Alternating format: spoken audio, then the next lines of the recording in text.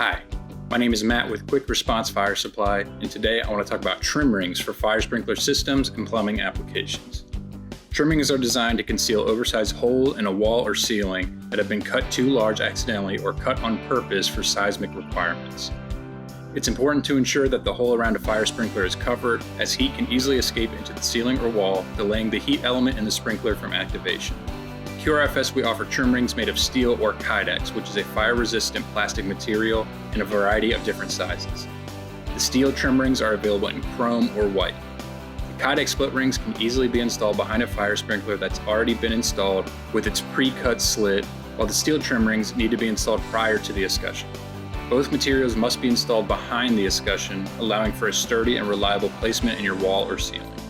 To view our full selection of trim and Kydex rings, visit qrfs.com/trimrings.